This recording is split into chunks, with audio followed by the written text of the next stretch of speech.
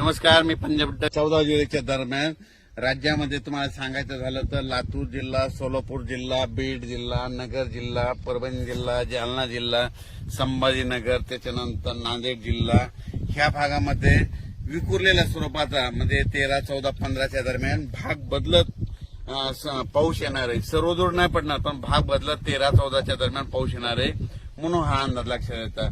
सांगायचं झालं तर राज्यात म्हणजे पूर्व विदर्भामध्ये नागपूर, वर्धा, भंडारा या गोंदिया या पट्ट्यामध्ये आणखीन 2-3 दिवस तिकडल्या भागात पाऊस राहील. पण राज्यात मात्र सर्वदूर तर सध्या तरी पाऊस नाही. पण राज्यात मग तुम्हाला एक सांगू इच्छितो की राज्यामध्ये सध्या तरी विखुरलेल्या स्वरूपाचा भाग बदलत जिथं पडला तिथं अर्ध्या तासाचा, 1 तासाचा, 20 मिनिटाचा, 10 मिनिटाचा असा पाऊस पडणार आहे म्हणून हा अंदाज लक्षात येतात. मग राज्यात मोठा पाऊस कधी येणार आहे तर माझी सगळ्याला विनंती आहे, तुम्ही काय करा, आणखीन 4-5 दिवस आहेत, शेतीचे कामे करून घ्या, फवारण्या करायच्या तर करू शकता, खुरपण करू शकता. कारण की राज्यामध्ये 17-18च्या नंतर काय होणार आहे, तामिळनाडू, आंध्र प्रदेश आणि कर्नाटक या भागामध्ये आतापर्यंत 1-1.5 महिना झाला पाऊस नाही. मग आता तिकडे पाऊस सक्रिय होणार आहे. म्हणजे ते 17-18 तारखेपासून तिकडे सक्रिय झाल्याच्या नंतर तो पाऊस मध्ये 18, 19, 20च्या दरम्यान मग परत कोणत्या भागात पडणार आहे की ज्या भागामध्ये पाऊस नाही पडला.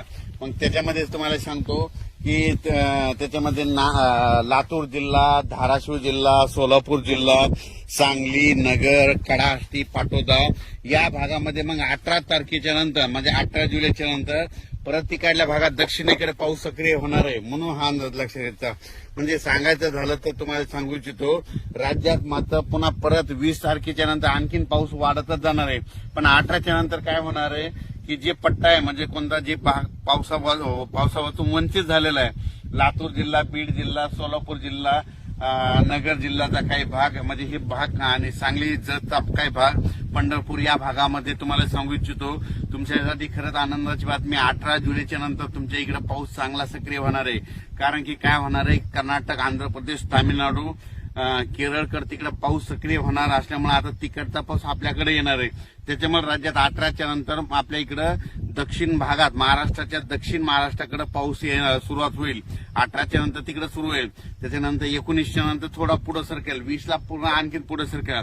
मग 24च्या मग जुलैच्या शेवटच्या आठवड्यात राज्यात मात्र सगळीकडे पाऊस होईल म्हणून हे लक्षात द्यायचं. अचानक वातावरणात बदल झाला तर लगेच एक उद्याच्याला मेसेज दिला जाईल. धन्यवाद.